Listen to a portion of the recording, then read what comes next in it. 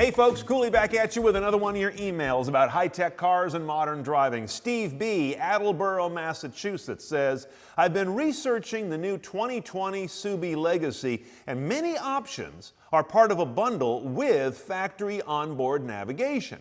With the number of cars coming out with Apple CarPlay and Android Auto, he asks, what's the point of paying for built-in nav?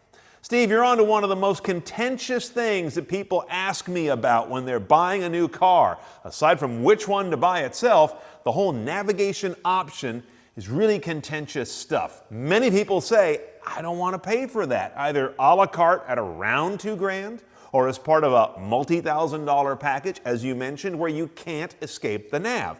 Luckily, there's an interesting trend going on in the auto industry called giving up. Many car makers lately have said, you know what? We're just going to go with Android Auto or Apple CarPlay, offer it alongside our stuff, and in some cases, in lieu of it. Look at what Renault, Nissan, Mitsubishi recently announced. In just a couple of years, they're going to start going whole hog onto CarPlay and Android Auto. It's a major shift. Some would call it a capitulation. I just think it's wisdom to give people what they want, the services and the interface that they use in the 98% of their life when they're not sitting in the car. Don't make them change gears to some other nav, some other media, some other interface just because they want to drive your product. And Volvo's Polestar electric sports car brand is going to go even further. The whole center stack is just Android. It doesn't even require you have or pair a phone. The car is built with all that Google goodness right inside the firmware. But all those car makers offering you the option of having Android Auto and CarPlay alongside their tech doesn't really answer your question, does it, Steve? Which is, how do I avoid paying for their tech in the first place? So this is where I got to throw a bone to the automakers. Let's run down some things that will not necessarily get you away from paying for their tech, but might make you feel a little better about the fact that you did. First of all, in-dash tech from the factory has gotten a lot more like phones lately. You swipe back and forth, you can add and drop icons, and the services in there are all the major streaming platforms.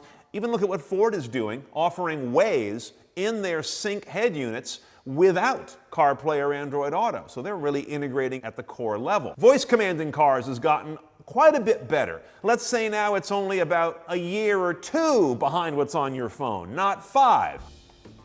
Hey, Mercedes. How can I help you? There she is. Turn on the massaging seats. I'm switching on the massage. So very nice. But at least it's progress. The car maker systems are very robust, not just in terms of environment and the fact that they're mounted and solid and always ergonomically very stable, but they also are good when they don't have a connection, like for traffic. They don't really need a connection. Everything is built into the system. But of course, as many of you know, you can cache maps on your phone, so even if you are off of cellular coverage, the navigation will keep running. In general, there can be less fussing when you're using in-car tech versus that from your phone. Sometimes your phone doesn't always handshake Bluetooth when you get in and out. Sometimes it's just out of a charge. Sometimes you got to run a nasty cable to it. There can be a bunch of sort of noise around using your car and your phone together to get that phone interface on the dash, what they call projection.